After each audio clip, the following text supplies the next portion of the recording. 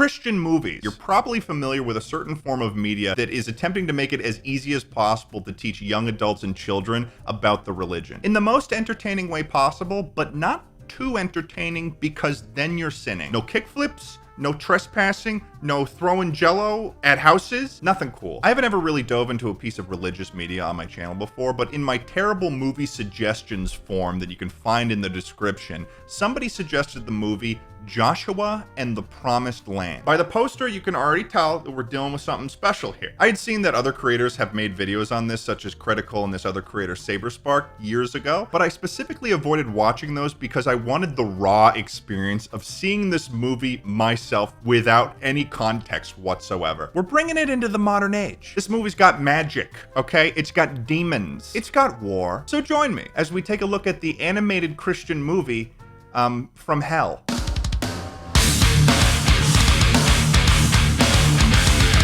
So we start off with the narrator of this film.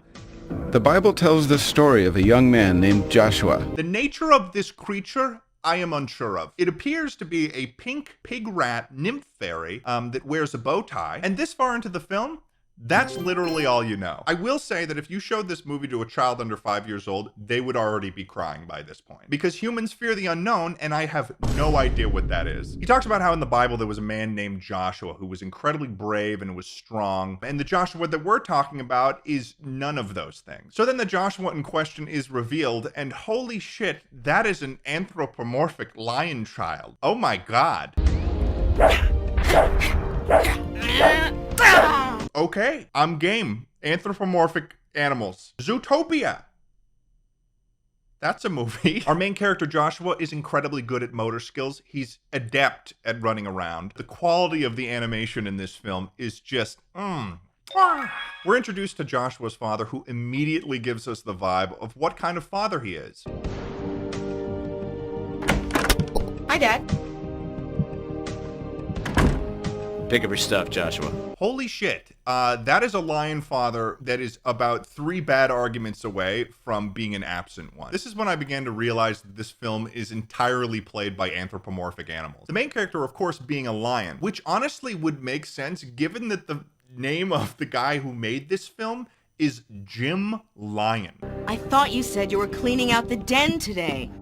Well, honey, I'm sorry. I have got other things I've got to do. I enjoy how they're anthropomorphic lions, but then the only thing that changes about the fact that they're anthropomorphic lions is that they refer to their house as a den. But then in the next sentence, the mom lion is like... Right, like tinkering around with that car again. Hey, come on. This is my day off. This is what I'm gonna do. So they call their house a den, but then also, yeah, he's got a car. So the parents are arguing about the dad's car, but then the dad doesn't like that.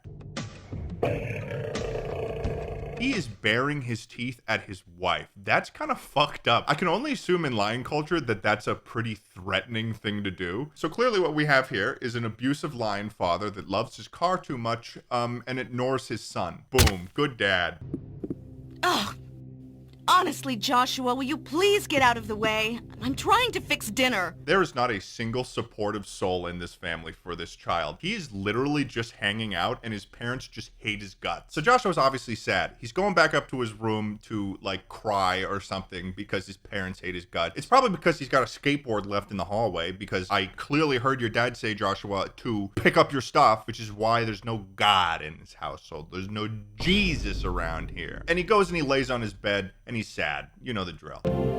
As you can see, Joshua feels kind of lost in the shuffle. Okay, so the fairy nymph is back, and he straight up is just not explaining what in God's name he is, because he's clearly not a lion.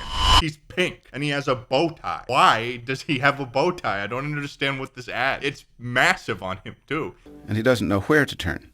That's why I think we should give him a little help. He doesn't seem to know what the hell's going on. So then all of a sudden, this static ghost shows up.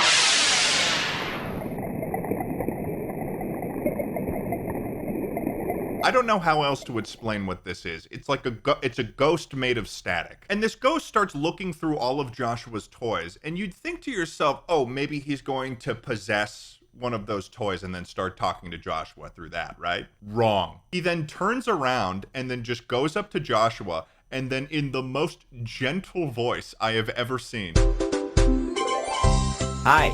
Hi. So I guess before deciding to wake up Joshua, he was just looking through his collection of toys. Oh, dude, nice. You got Funko Pops? Oh, shit, man. You got U2s? He can't wake Joshua up, so he then winds up and throws a ball of energy at Joshua straight in his face. That is not the strategy that I would have chosen. Maybe tapping him on the shoulder. I'm already getting weird vibes from this ghost. I'm sorry. That's just how it is. Who are you? Some people call me the best friend. That is not the first thing that you should be saying to a child after you've broken into his home and woken him up with a ball of energy. He's got some leeway because he's a spiritual being, but not that much. Not in my book. My real name is Christopher Andrew Eugene Bazioni, at your service. But it's okay if you don't like it. Just call me Chris. Okay, so this is a ghost named Chris. Listen, Joshua, I came here to take you on a little kind of trip, you know? Not the first thing I would be saying. Where do you want to take me? I can't tell you that till we get there. We are less than 5 minutes into the film, and this has all of the signs of a run-of-the-mill abduction right now. I think the usage of the phrase little trip is probably the most problematic for me. 90% of the time, when a character in a movie says, we're gonna go on a little trip, it has proven to never be a good thing. Come on. You trust me, don't you? I guess. Why? Why would you immediately trust this floating ghost? And why does the ghost have to use the phrase, come on? You trust me, don't you? He's peer pressuring this child into going on a little trip with him, and then he won't tell him where. So Joshua, utilizing his terrible decision-making skills, decides to go to an unknown location with a floating ghost. He has to hold Chris's hand in order to travel with him. And there's this moment in the animation where the fairy absolutely dislocates Joshua's arm as he's floating up into the air, and they don't even hide it. They add like a punching sound effect to it. From there, they just rocket out of the house, and then they do a jump into hyperspace. The first thing that Chris shows Joshua is the biblical story about how God had freed the enslaved Jewish people, and they were escaping from Egypt, but the Pharaoh didn't like that. Oh no, he didn't. So we see the Pharaoh in question, who definitely has the walk of a Pharaoh, and he's got the voice of one too. Get me my chariot! Also, a side note, I find it fascinating that it's been established that all of the characters in this film are bipedal versions of animals, but then Jim Lyon includes ancient Egyptian depictions of humans on this building. Like, those are humans. Does that mean humans are canon? That increases the confusion of this entire story, like tenfold. I'd like to appreciate how smooth this man's chariot is. That is riding in luxury. You know, some people just never learn. God could hit them right over the head with a big, thick hammer, and they still don't get it. What doesn't he get? When you fight against God, you always lose. Just like that Pharaoh there is about to find out. Not slavery is wrong. The only reason why we have a problem with slavery in this context is because God wasn't a fan of it. So the army of the Pharaoh departs to catch the Jewish people, and we'll see this several times over the film, but some of the chariots have a completely different perspective. Like, where is he going? He's on a completely different mission. Thus far, I've been a big fan of when Joshua and Chris the Ghoul are traveling from place to place, especially in this clip that I'm about to show you, because whenever they are traveling around, it's less like it's this magical ride with a Christian ghost, and more like he's just pulling Joshua at the speed of a fighter jet. So there's this big fire that was created by God that prevents the Pharaoh's army from advancing and catching the Jewish people. And Joshua wants to check out the fire, but Chris doesn't let him, and he says, Sometimes a no means maybe, I'll grant you that. But when it comes from God, a no means no. sometimes a no means maybe. This ghost is a registered sex offender. Everything he said, besides a lesson about God, has been sus at the very least. So now the prophet Moses is introduced, and you can tell that he's Moses because he's got a staff, and he's also got a beard. The only character with a beard in the whole film. According to the Bible, Moses is the guy God picked to do all his miracles and lead the slaves to freedom. He's one of the good guys. Oh, is he? I think that Jim Lyon placed this statement in because of some of the things that Moses does later in this film, and also some of the things that Moses did in the Bible that aren't even included in this movie. We'll talk about that later. Chris basically has Joshua possess an adult lion that was there at the time because I guess Joshua's interested in this biblical story now. I'll meet you on the other side. Why, Don? What happens? throws them into the body of a random lion, and then he fucking pieces out. What we'll find out later is that Joshua had been placed in the body of the biblical figure of the same name, Joshua. Here's something I haven't had the chance to point out that I think that you guys would find a little concerning. For some reason, the horses are green. Why did he make the horses green? There's camels later, and they look like normal camels, but then there's green horses. Why is there green horses? So the Pharaoh reaches the firewall, and he is not happy about the firewall. Generally, firewalls, negative thing. And you know how I can tell? Because of this face he makes. We all know what happens next. Moses parts the Red Sea and all of the Jewish people walk to the other side, and they're safe and sound. And then the Pharaoh tries to go through, and they get absolutely dunked on by the ocean and God. Not only were they killed by the force of the water pressure falling upon them, they were eaten alive by sharks. Everyone is cheering that they're safe now, and Joshua is just this stone-faced badass for some reason. I don't know if he's collecting trauma from seeing hundreds of people drown underwater. Right. All of the Jews got out of that land so fast that they didn't bring any food with them. So I guess God sends a huge flock of quails into the desert. And Moses asks Joshua directly if he can get him a quail to eat. I'm hungry. Would you mind fetching a quail so we can eat? And we get this ridiculous animation sequence where Joshua is just chasing around the quails and doing a terrible job of doing it. The way that these characters are animated, it's almost like they were just born and they are very recently learning motor skills. These guys just love to complain. Sure, they had enough food, but they didn't have enough water. Well, yeah. They're starving and thirsty in a desert and living off of quails. So they told Moses to solve the problem, or they all go back to Egypt to become slaves again. To who? You literally just watched with your own eyes as the Pharaoh was swallowed by the Red Sea. I'm sorry, man, but there's no going back now. But Moses, being the homie that he is, manages to get them some water. Uh-oh, bad news is on the horizon, though, because the Amalekites are preparing to attack. Don't believe me? Listen to Moses. As we speak, the Amalekite army prepares an attack. That's the exact same thing I said. This time around, though, they're not going to run away. They're going to fight the Amalekites. And Moses thinks it's a wonderful idea to recruit Joshua to lead the entire army. I will assemble the soldiers. I want you, Joshua, to lead them into battle. Me? What are you basing this upon, Moses? Exactly. He caught you a quail. That's the only thing that he's done in this story for you. It's like nobody's ever done Moses a favor before in his entire life. So Moses' army begins to prepare for battle. We get this wonderful perspective issue as they're running to their spot. And also, can we touch on this again? What kind of animal is this? Is that a bear? Doesn't look like a bear. Kind of looks like a methed out version of Arthur from PBS. I just find it funny that this child who was just complaining about having to walk several miles to cross the Red Sea. I'm tired. Now you know why I didn't take that long walk with you. It was miles and miles. Is now leading an army. And he really just does not seem to have too much of a problem with it at this point. After a little bit of hyping up the soldiers, Let's beat these guys! Joshua leads this entire army into war. This war is awesome because if this was the only thing that my Christian parents showed to me when I was a kid, then it's honestly pretty damn brutal. It doesn't have any blood, but it doesn't really need to.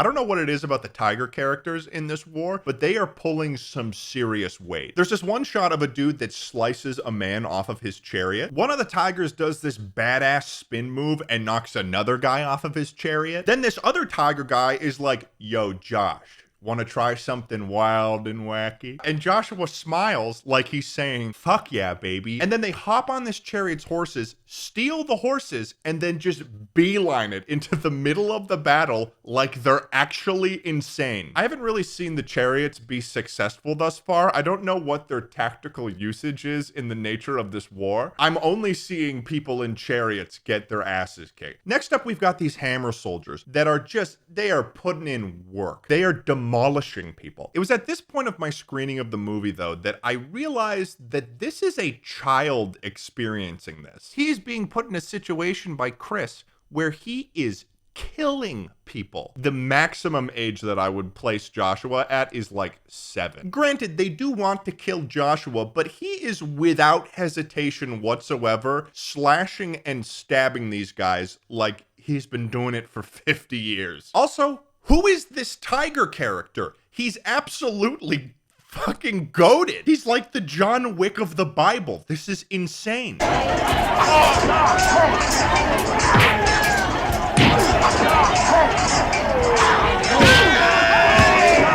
So Joshua and his army caused the Amalekites to retreat, and Joshua and his army just running after them with their hands up in the air. That's like power level 70.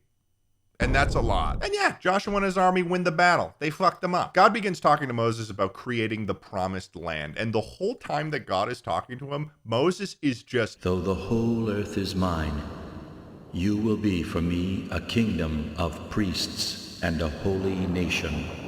he's in another world. I don't know what's going on here. I don't know if he took like 2 of his old person pills instead of 1 this morning or something, but I think he's high.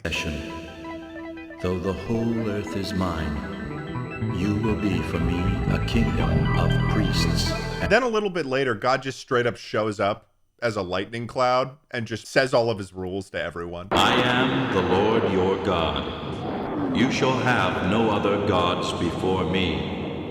You shall not make for yourself an idol in the form of anything on earth or in heaven. I didn't realize that the Old Testament was this on the nose. This is an interesting directing choice on the part of Jim Lyon, but at this point in the film, he starts inserting walrus people into the mix of characters. So I think that somewhere along the line, Jim Lyon was like, walrus people would add an extra layer that is missing from this film. And I agree with him. I think that there was an underrepresentation of walruses in this movie up until this point. So I think stylistically and just in terms of walrus representation, this was a really good move. I give that a rating of 5 pogging Moseses and 1 angry Pharaoh. Moses tells Joshua to follow him up the mountain just to figure out what this God guy wants to say. But like halfway up the mountain, Moses just turns around and he's like, "Wait here until I return."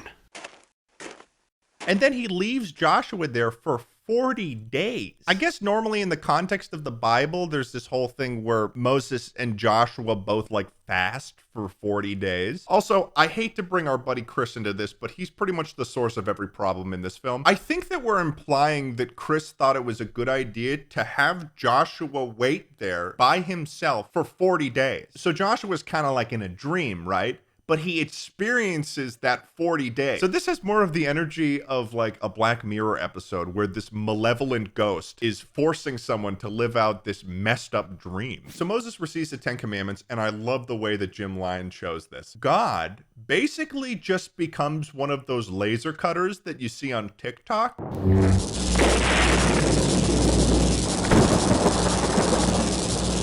I don't know what else to refer to this to. God is using laser cutting on the rock. So Moses has got the tablets, they head back down the mountain, and they start to hear singing from the freed slaves. It is not the sound of victory or of defeat that I hear. It is the sound of singing. That is the worst singing I have ever heard in the background of anything ever. It is just someone singing la la la over and over again. However, what Moses does see freaks him the freak out. No!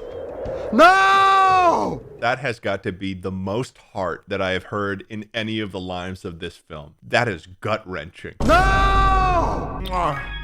Yes. Moses is freaking out because he finds out that the Jews are worshiping this golden calf, which is a big no-no because God clearly said no idols. Have you ever been to vacation Bible school? You should know this. I gotta say, I find it funny, after being spoken to by a lightning cloud, seeing the entire sea part, walking across the seabed, and then seeing it swallow up your enemies, and then defeating an entire army you were outnumbered by. It only takes them 40 days to start being like, I think that God is a golden calf. Let's worship it. I have to say, if things didn't seem unhinged in this story from the Bible or this movie's depiction of it, they begin to get unhinged just about now. Moses destroys the golden calf. He then mixes it with water and forces everybody to drink it. That's not Jim Lyon taking creative liberties. That is just straight up something they say happens in the Bible. And I'm glad that the only thing after this was Moses just going and getting new tablets and then asking for God to forgive those folks, because that's not what happens in the Bible, because I looked it up. In the actual biblical story, Moses gathers all of the guys that didn't worship the calf, and then he has them slaughter everyone by mass execution. I'm not joking. I don't know if Joshua would necessarily be on board if Chris included that part of the story. So they reach the promised land.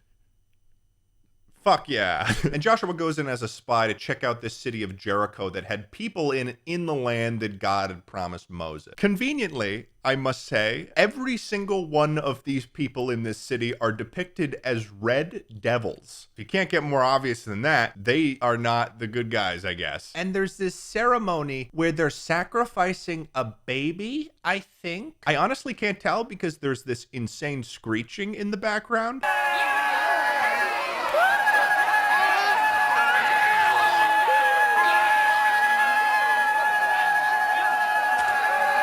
So Joshua returns to the camp and he's feeling pretty bad because he obviously doesn't want to kick all of these people out of this city because they live there. I'm not a genius, you know, but even I can tell something's wrong. Well, yeah, Chris, you made a child participate in a war, the killings of hundreds of people, and then you had him stand next to Moses as he broke down a statue and forced people to drink it like a deranged psychopath. He's building up a sizable portfolio of trauma, and it is entirely your fault, Chris. So Joshua presents this problem to Chris about them not being able to move into the promised land unless they get rid of these people. And this is where kind of the fucked up part happens, where Chris is like, Josh, when you were scouting Jericho, did you see anything weird? What do you mean? Like evil, bad, They killed a baby. ritual sacrifice. Don't you see? These people are doing things detestable to God. we gotta get rid of these people because they're breaking laws that they wouldn't have even known about because the laws were written last week. The point is, they're breaking all 10 commandments and God has decreed they've got to go.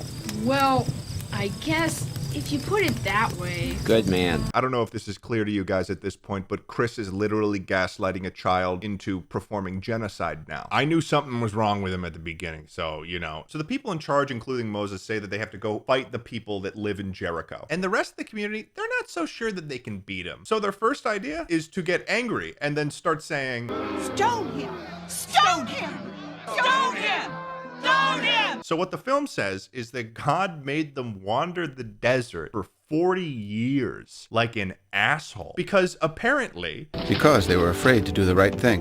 which I could only assume would be kicking all of those people out of their land, and I also assume probably killing them. There's also this one clip where God is punishing some of them by literally opening up a hole in the earth and just letting them fall in. I gotta say, God's decision making, it is getting questionable by the minute. And if you don't believe me, even Moses was condemned to die in the desert when he didn't complete a game of Simon Says with God. He was angry and he hit this rock with his staff twice.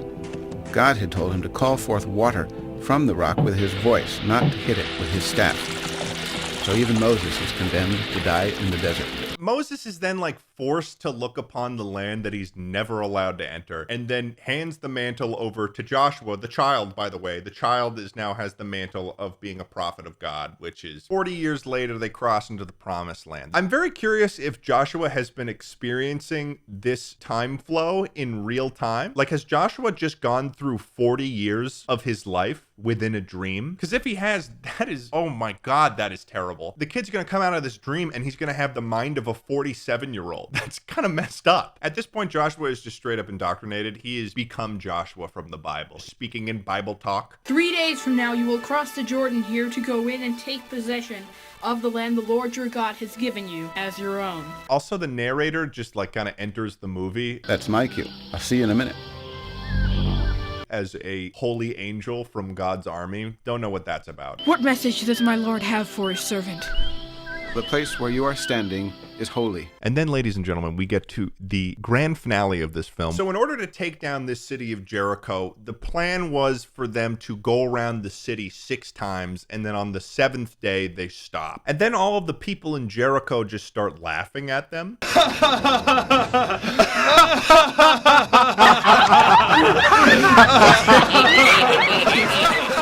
Which in most stories is usually a bad sign when you're the bad guy. Although they don't know that they're the bad guy, they just live there. And it is at this point, ladies and gentlemen, that the most insane moment happens in any terrible movie that I have ever seen in my entire life.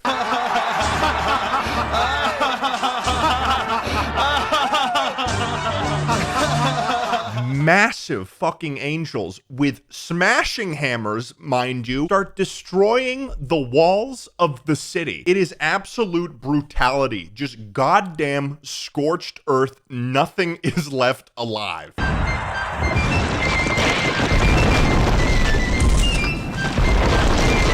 Women and children, gone, killed. Old people, fuck them, they're gone. They're smashed under the hammer of God. The only thing that would make this funnier is if Joshua turns to the camera and just threw up a thumbs up as this city is getting wiped off the face of the planet. And then after the city is just positively obliterated, a rock turns into a devil head that just growls and then flies away.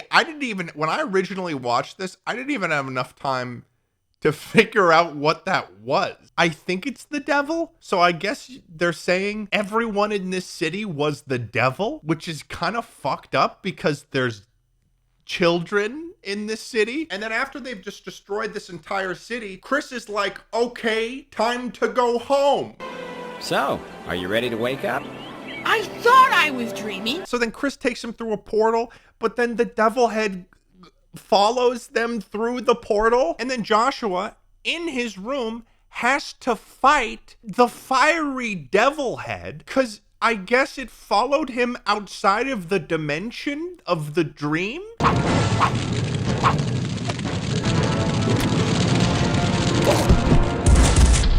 He defeats the devil with like a wooden fucking prop sword, and it turns back to a rock, and then Thanos snaps away. So Joshua's out of his dream, right? And it's basically like he's just taking a nap. He goes downstairs to have dinner with his parents, and they are still arguing. Please stop. I don't care about Grace right now. I'm hungry. I'm sick of this. First it's the car, now it's dinner. Wine. But then the moment that Joshua sits down, without saying a word, his family apologizes for no reason. I'm sorry I yelled at you, honey. I forgive you. Darling, Yes, dear? I'm sorry I yelled at you. I'll try to spend some more time with you. With both of you. He didn't say anything about God. He didn't say anything about forgiveness and Moses and Jesus and Joseph. They were literally just arguing before Joshua came in. And then they just decided, we're sorry. And then the movie ends, and then that's it. Jim Lyon, you are the Prince of Peace. How dare you make such an atrociously wonderful film, you goddamn genius. But you know, Joshua's terrible father would have had an easier time purchasing parts for his car if he had Current, the future of mobile banking and the sponsor of this video. Listen, a problem that I know as a 24-year-old YouTuber that has little to no life skills is that finances are a confusing and overcomplicated process, and they hurt my little brain. Luckily for me and you, though, there's Current, which helps you save, spend, and manage your money better and securely. If you're unaware of what Current is, it's basically the banking of the future. It's entirely controlled through your phone, your mobile device, your doodad. You get a Current card that's just like this, and you can spend your money buying ridiculous things. For instance, when I went to buy frames to put these ridiculous, obscure cereal art in, such as the unicorn cereal. You guys should remember this. And there's more. Current and I are giving away $5,000. Just use my code TED when you sign up, and we'll be giving away $500 to 10 random people. Just go to the link in the description, use the code TED, and you're ready to rock. Thanks to Current for sponsoring this video, and I will see you guys in the next video, whenever that is. Goodbye.